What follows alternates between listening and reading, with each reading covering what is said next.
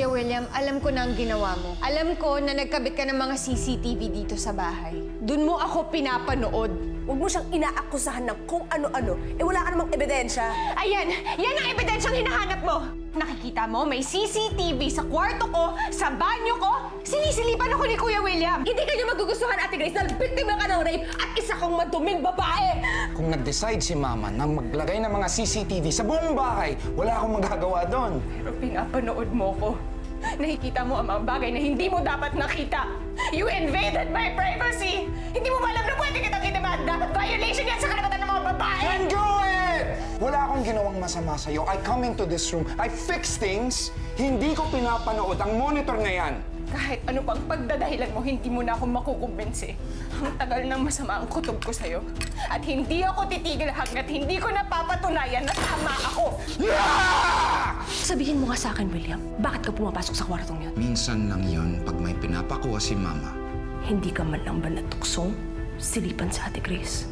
I was not peeping on Grace, and I am not a stalker. Stop pestering me. Nakausap ko na yung doktor ni Marcos. Critical ang lagay niya. Malaki ang chance na matuluyan siya. Hindi pwedeng mangyari yun. Hindi siya pwedeng mamatay hanggat hindi niya nasasabi sa akin ang nalalaman niya. Yung nurse ni Marcos, gising na siya at hinahanap ka niya. Kailangan maunahan ko si Grace sa'yo, Marcos. Hindi mo ako pwedeng ikanta sa kanya. Ginahasa ako noon.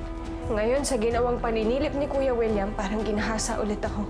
Ang kaibahan lang ngayon, mas buo na ang loob kong lumaban. Marcos, may gusto akong malaman. Sino ang gumahasa sa akin? William Villarreal.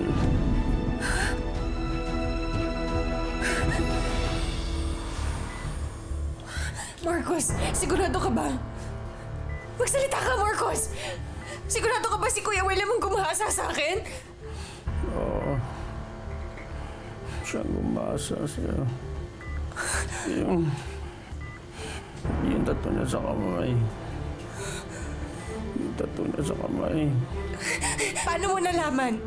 Kilala ko yung babaeng ginahasa mo. Grace yung pangalan niya. Uy! Wala akong maalala. Pero inamin mo sa akin na nang-rape ka. Kinis-kinis!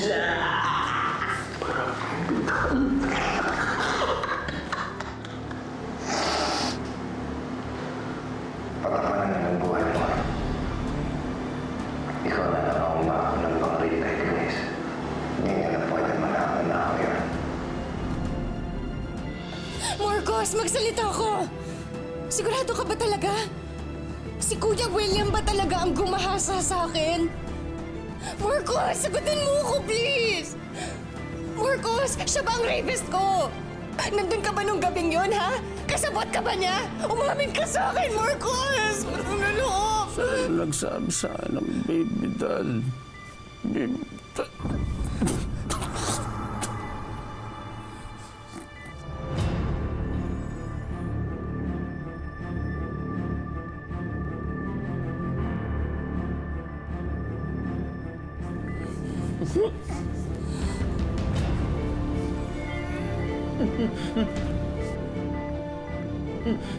Marcos!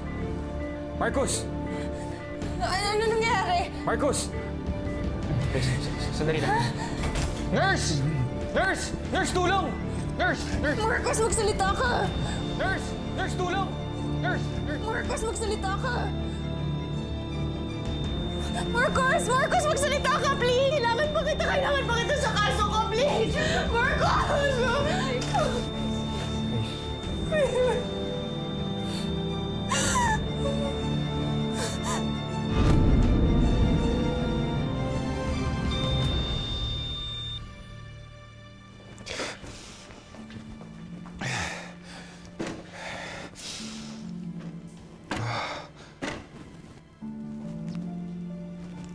Kailangan kong malusutan to.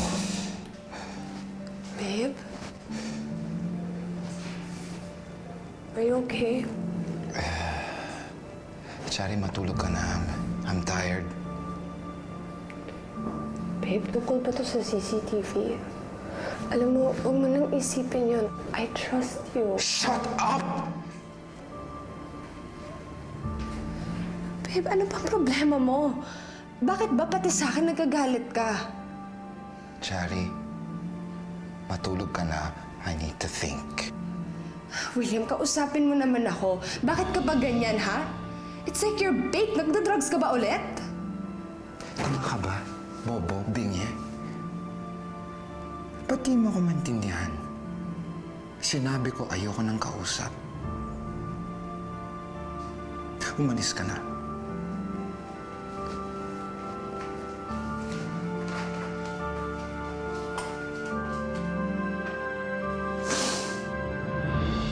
Hayop siya! Nay! Demonyo siya! Nay! Pinagkatiwalaan natin siya tapos siya pala ang bumaboy sa'yo. Nay, tama na po.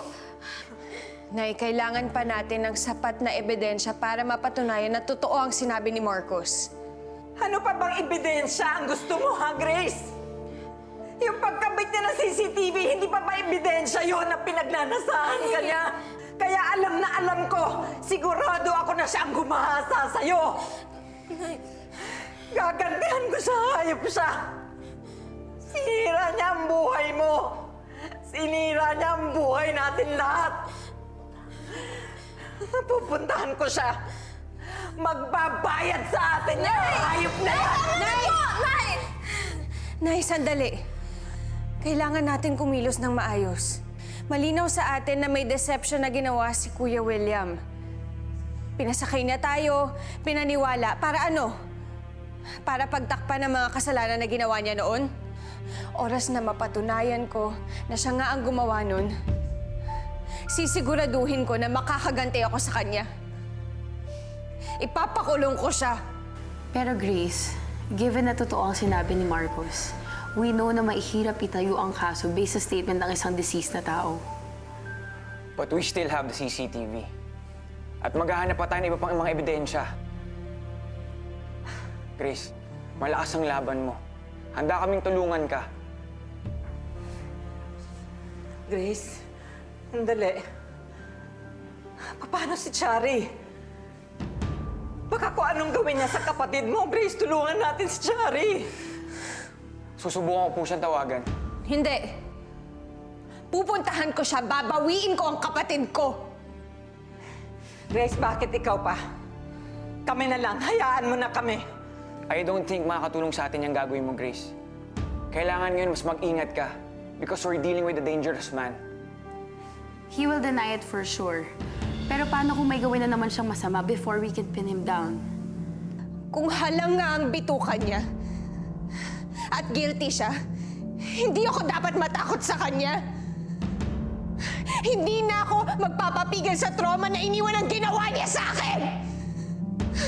Kahit sa ang impyerno pa siya mapunta, susundan ko siya at sisingilin ko siya!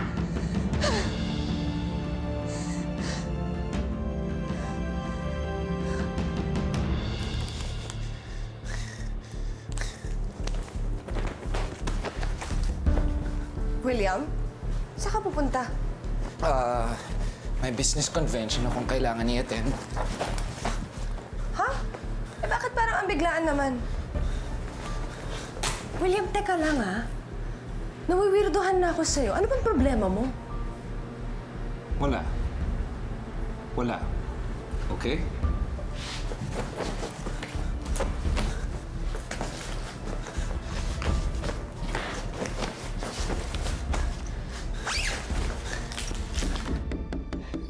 William! William, lumabas ka dyan! William! William! Lumabas ka dyan! Ate Grace, ano ba? Bakit ka sigaw? Nasaan si William? Pwede ba? Tumigil ka na kung ayaw mo ipakaladkad kita. Hindi ako titigil hanggat hindi ko nakakaharap yung demonyong boyfriend mo! Nagising na si Marcos at ang sinabi niya si William ang gumahasa sa akin! William! Grace, huwag kang gumawa ng kwento. I think you should leave. Ang kapal na mukha mo! Lahat na lang itinanggi mo! Yung violation mo sa akin sa bahay mo, Yung baby doll, paano mo itatanggi yun, ha? At ngayon, itinuturo ka ni Marcos na ikaw ang gumahasa sa akin. Paano mo malulusutan yun, ha, William? Ikaw ba? Ikaw nga ba ang gumahasa sa akin? Ha? Papatayin kita! Papatayin kita! Ate Grace! Papatayin kita! Papatayin kita! Papatayin kita! Isang Papatayin kita!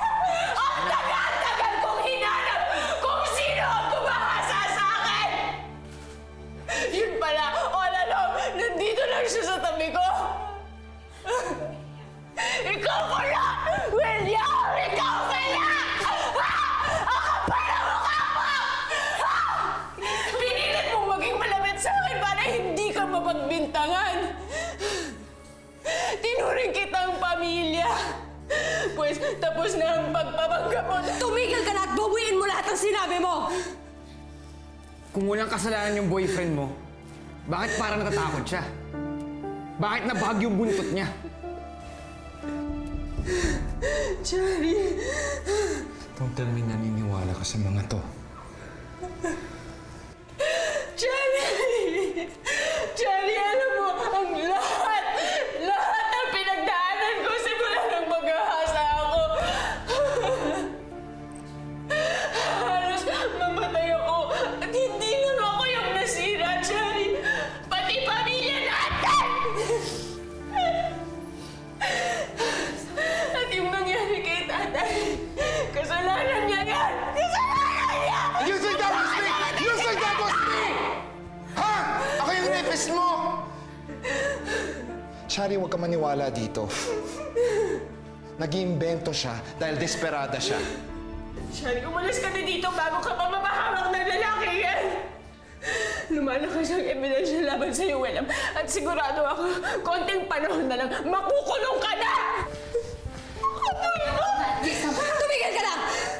Hindi ko kakayaan na mangyayari yun dahil hindi ako naniniwala sa'yo! Pagkatapos ng lahat ng naitulong ko sa'yo, this is how you repay me. With allegations, this is serious. Abogado ka, you should know this. At alam ko din ang laban ko. Kung ikaw nga ang may salarin, William, ipapakulong kita, tandaan mo yan! Mabubulok ka sa kulungan. At tandaan mo rin, ipaglalaban ko si William hanggang magkamatayan tayo!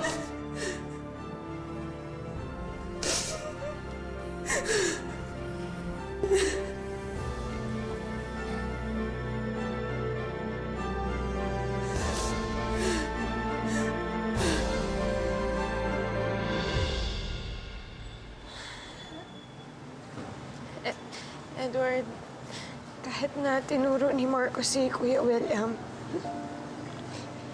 hindi ko pangungunahan ang nararamdaman mo. Hindi ko pangungunahan ang iisipin mo sa pangyayaring to. Alam ko naman na kapatid mo siya. What the hell is that? Ano yan? Ano yan? Totoo ba yan?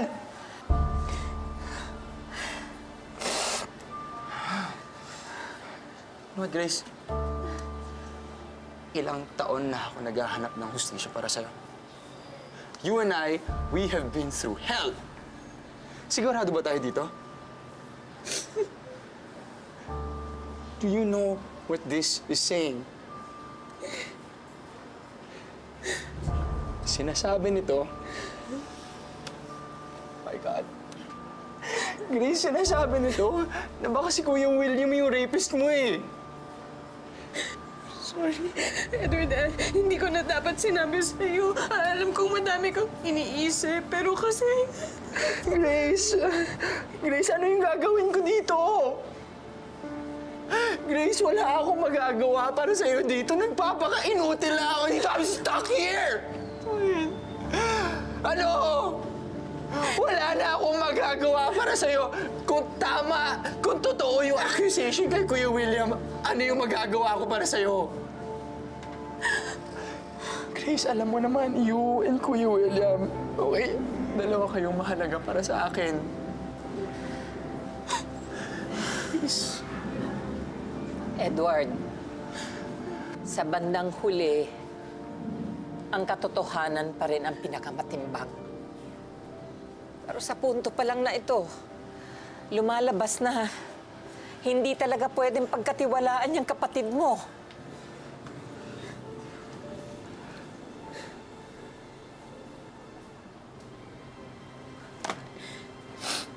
Grace, makinig ka sa akin.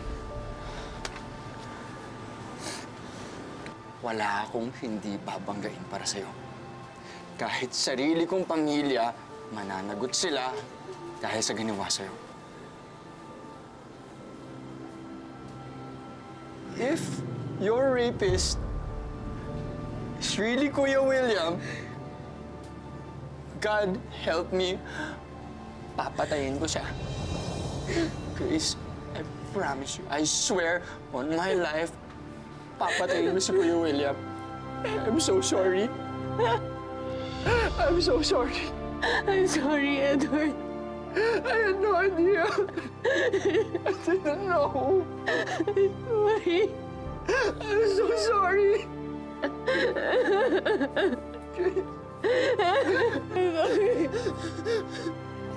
I'm sorry. Hindi ko alam eh. Hindi ko na kaya yun. I'm so sorry, Grace. I'm so sorry. I'm so sorry. Hindi mo kasalanan. I'm so sorry. Ano ka ba?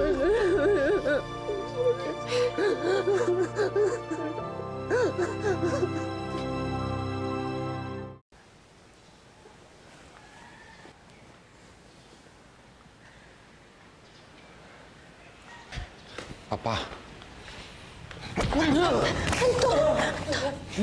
You're impossible, William!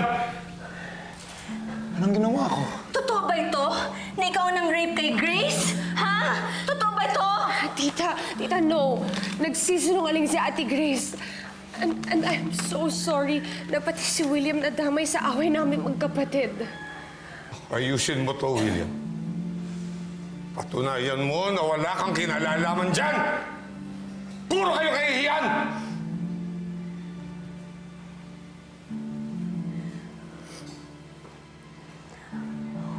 William, hindi ko nakakayanin pa kung pati kay makukulong. Ano ba? Hindi yun mangyayari, Ma. Inosente ako. Jerry, can you please talk to your sister? Pakiusapan mo namang iatras na ang kanyang reklamo kay William. Opo, tita, kakausapin ko po si Ate Grace. William, talk to your brother, okay? Baka pwede kanyang matulungan. Nakikinig sa kanya si Grace. Ayusin mo ito, please. Ayusin mo, ha? Baka atakihin na naman ang papa mo.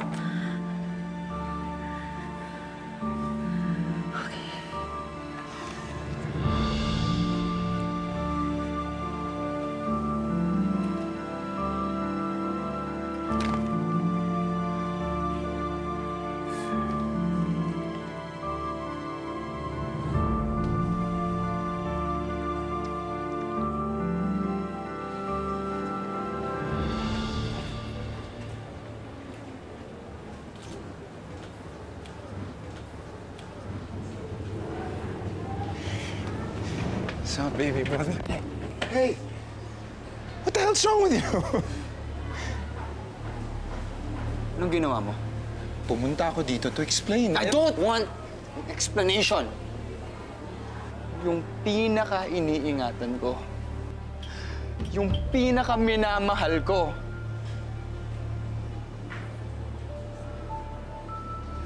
Ni-rape mo ba siya? No. Hindi ko siya rinape.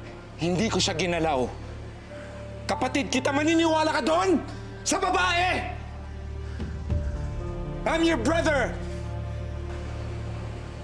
I'm going to ask you one more time. Ni-rape mo ba si Grace? Answer me! Hoy, tamanan! Ni-rape mo ba siya? Tamanan, tamanan! Hey! Hey! Alam mo magbago ebidensya Tamanan, tamanan! na nagsasabi na ikaw yung nang-rape sa kanya? Why the hell is that so? Why?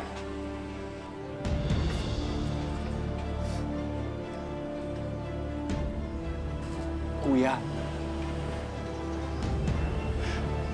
kung totoo yun, I swear on my life, I swear to God, I will kill you.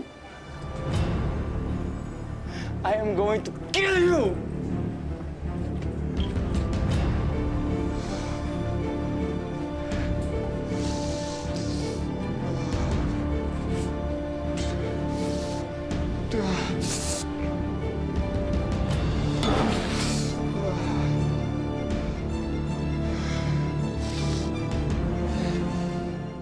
What happened? Bakit hindi mo pa sabihin? Sana pala, hinayaan mo na lang kung makipag-usap sa iyong kapatid. Naniniwala si Edward kay Grace. Galit na galit siya sa akin. Papatay siya ng kapatid para sa babaeng yun. I just hope na maayos ang pakipag-usap ni Cherry kay Grace. You can't go to jail. No. Mas nakuha pa ni Cherry na paniwalaan ng William na yon? Ang sakit-sakit, Nay. Umaasa ako na papakinggan niya ako, pero mas pipiliin pa niyang mapahamak para lang mapagtanggol ang lalaking yun.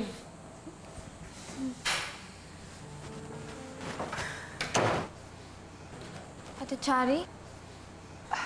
Nay, Ate Grace. Cherry, buti andito ka na. Ako anak, hindi talaga ako mapalagay, hindi ako makatulog habang kasama mo yung lalaking yun. Cherry, natauhan ka na ba? Mabuti naman. Sigurado ako na violate ka din ng William na yun, hindi mo lang alam. Ate, naiintindihan ko yung pinagdadaanan mo. Alam ko mahirap para sa'yo, lalo na't nakakulong si Edward. Cherry, hindi ito tungkol kay Edward. Ate Grace, alam ko. Alam ko na tungkol to sa ating dalawa. Alam mo, pero dahil dyan sa ginagawa mo, lumalala lang yung sitwasyon natin eh. Cherry, anong gusto mong sabihin? I-atras mo na yung kaso mo kay William. Please lang, maawa ka sa kanya. Maawa ka naman sa akin. Ano sinabi mo? Ate Grace, alam ko naman nagalit ka sa akin. Pero sana naman, di ba? Sana hindi mo na siya dinadamay doon. Cherry! Nay! Paano mo yan nasasabi sa kapatid mo? Wala ka na ba talagang konsyensya? Bakit? Totoo naman ah. Ginagawa lang naman to ni Ate Grace dahil gusto niyang kumanta sa akin.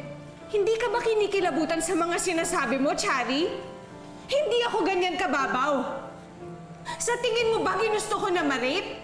At na magtuturo ako ng kung sino-sinong lalaki para lang mang-akusa? Ayun naman talaga yung ginagawa mo eh. Alam mo, Ate Grace, ituro mo na ang lahat. Huwag lang si William. Huwag mo na siyang idamay dyan sa pagka-rape mo at pagkabulag mo. But you know what? Maybe you did deserve it. Naghiya ka talaga. Sorry! Sorry! Ano, Cherry? Wala na! Naghiya ka, Cherry! Wala na! Tama na! Tumigil ka na! Lumayas ka na dito, Cherry, bago ko makalimutan anak kita!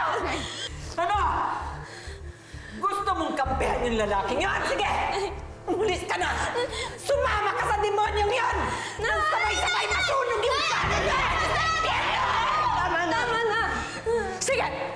Sige, konsintihin mo pa yung bulag na yan. Pero ipagdasal ninyo na hindi dumating yung araw na kayo naman yung humihingi ng tulong sa akin at lumuluhod sa harapan ko. Huwag mo kaming takutin, Cherry! Sa totoo lang, ikaw ang dapat matakot! Sana, hindi din dumating ang panahon na ikaw naman ang mapahamak at masaktan ng William na yan.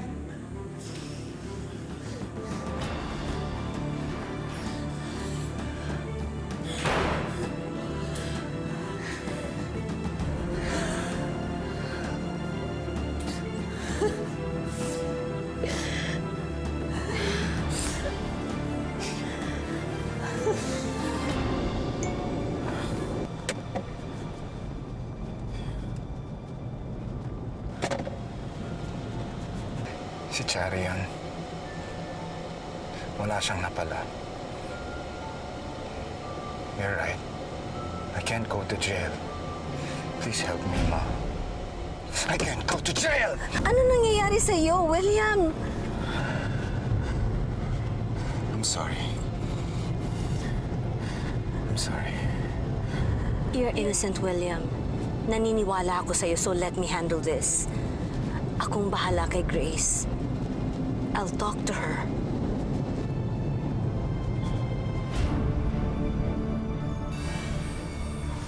Di man nila tanggapin ang complaint ko, I'm ready to file another motion for them to reconsider my complaint. Hindi ako titigil hanggat hindi ko to na ipapanalo. Grace. Huwag mo akong hahawakan! Layuan mo ako! Wala nang mas masahol pa kaysa sa pagbababoy mo sa akin! Hindi ko na alam kung ano gagawin ko sa kapatid mo. As long as you're with me, wala ka dapat ikatakot. Dahil ako mismo ang magpapabagsak kay Ate Grace. If she wants war, I will give that to her. Gera kung gera. Kung nagpunta ka dito para manggulo, umalis ka na lang. Nakausap ko na si Tita Stella at gusto niyang umalis kayo dito. She wants you to get out of our house. So go! Layas! Bukas na bukas, aalis kami dito. Halika na. Ano pang bukas? Bakit hindi ka na umalis ka na? Umalis ka na! Layas! Layas! Tari! Wala kang awa! Meron. Naaawa ako sa inyo, lalong-lalo na dyan sa panganay ninyo. Pero sige, kung lulukod si Ate Grace sa harapan ko, baka magbago pa yung isip ko.